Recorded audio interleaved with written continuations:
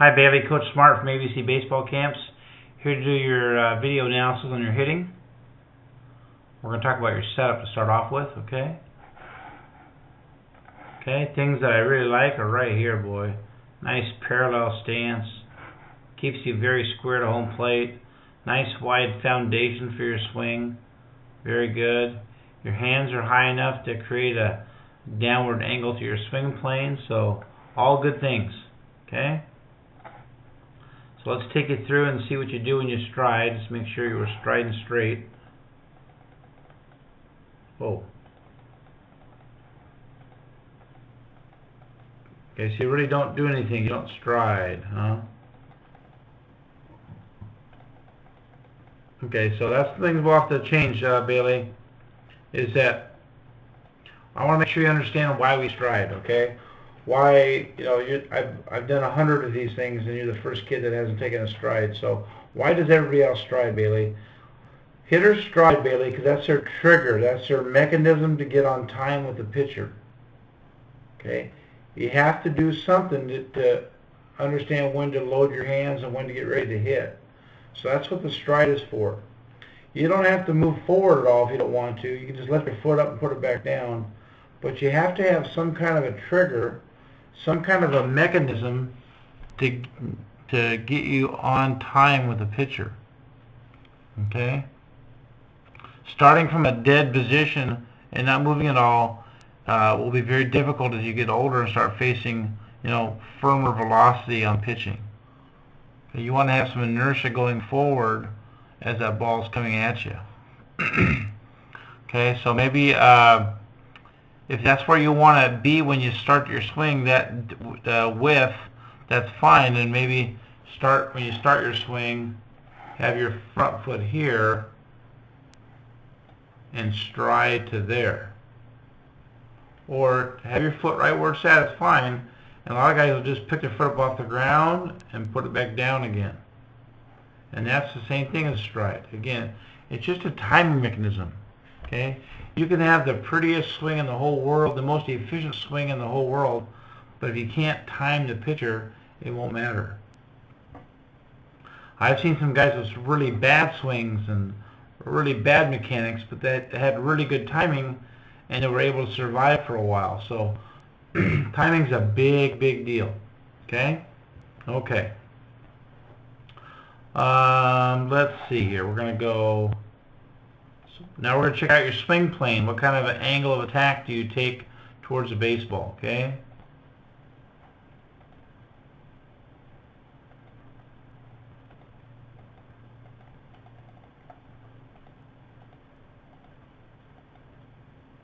Okay, so you get flat a little too soon, Bailey. Okay?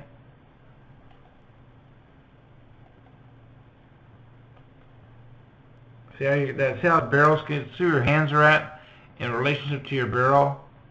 That's called dragging the barrel. Kind of dragging the barrel along for the ride. So we gotta get you at a more of a downhill angle of attack when you swing. We want to get to where you are, which is level and flat, but not so soon. Does that make sense? Not so soon. Okay? So let's talk about a drill we can get to make that swing plane better, okay? Okay. We're going to take this line, we're going to turn this line, Bailey, into a batting tee, okay? And we're going to raise it up as high as it'll go, and we're going to stick it right against your front foot, your back foot, okay?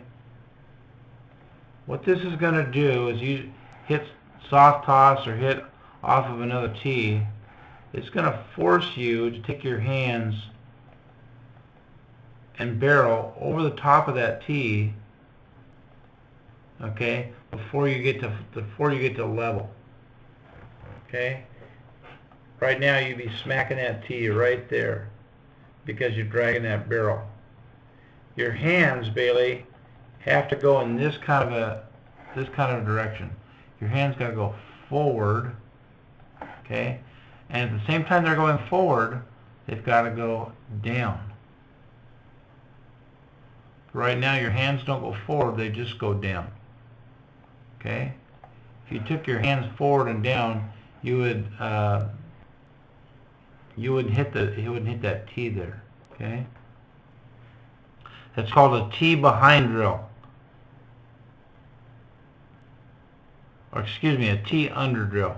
Tee under your hands. Okay, that's a real simple drill to do. You can have another tee to hit off of, and just hit off the tee. Take dry swings, do soft toss, lots of things you can do with that in that position. Okay.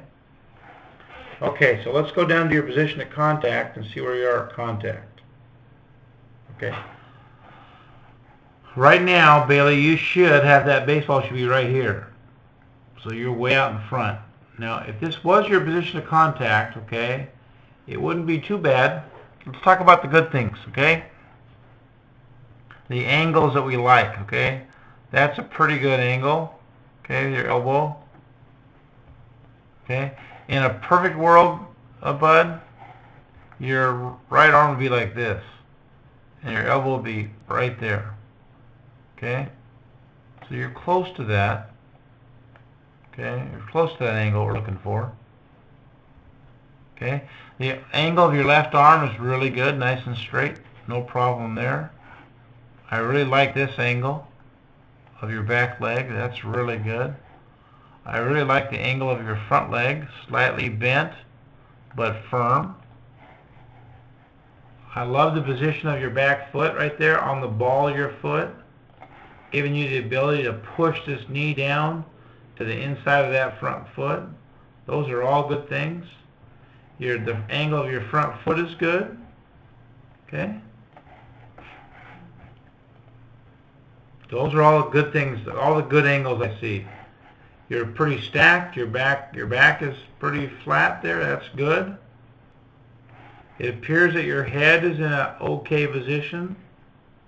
Okay, it should be right behind that barrel. If you're hitting this baseball, be back in here. It's out here a little bit because you're out in front. Okay. Okay, so let's talk about the only angle I don't like. Okay, the angle I don't like, Bailey, is the angle of where your chest is facing right now. Okay, your chest right now is facing the pitcher or maybe even the shortstop right now. Okay, we're going to get rid of these lines so you can see what I'm talking about.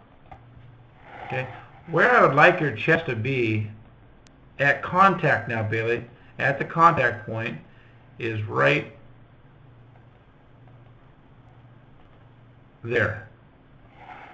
Right now, the letters on your t-shirt should be facing where the second baseman's playing at contact, and not the pitcher.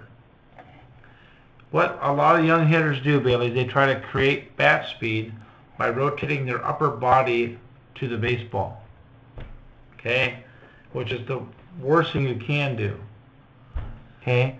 All big-time hitters, high-level college guys, high-level pro guys, they don't have fast upper bodies. They have fast hands. Okay? We don't want you to swing with your upper body, bud. We want you to create bat speed and power with your lower half and then accelerate to the baseball with your hands. With your hands. Not your upper body. Okay? Swinging this way, Bailey, is going to prevent you from ever being able to hit balls on the outside half. Balls in the outside corner are really going to give you a hard time. Because when you get to the contact point, okay, if the ball's outside, okay, if this ball's out here someplace, okay, it's going to be very hard for you to keep your head on that baseball when you're supposed to hit it back here. Okay, that's where you're supposed to hit that outside pitch, back in here. And with your chest facing that way, your barrel is going to be going this way. You're going to take a swing, it's going to go right to left field. Because you position your body instead of going from here to center field. Okay, so you're what we call a rotational hitter. Okay, and for me, for most young kids, they need to be more linear and not rotate as much. Okay? Let's get rid of some lines. I'm going to give you a drill, because I wouldn't change too much of your where you are at contact with your angles and stuff, bud. You got to change your swing plane a little bit. We showed you how to do that. Now, from a standpoint of getting better with your less rotation, okay? Let's talk about that a little bit. Let's look at another swing and see what you do. Okay? Same kind of move as far as your swing plane goes. Maybe a little better here.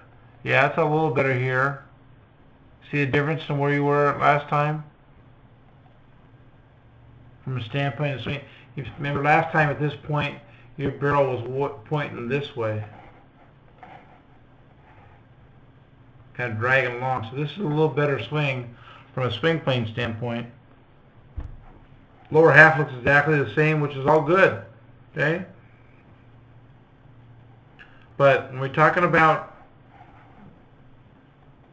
trying to stay square, okay? Here's a drill for you, okay? I want you to, instead of having being this narrow, I want you to widen your base out. Put your front foot here, as wide as you can do it, okay? And then no load, no stride. I want you just to swing with your hands. No rotation of your body. You're not going to be able to hit the ball very hard, okay? That's not the point of the drill. The point of the drill is to get you using your hands to hit with. Okay? Using your hands to hit with. And once you get better at using your hands to hit with, then you can go back to do your load and stride. But it's critically important that we cut down some of the rotation you have with your upper body. Okay? So let's look at your last swing.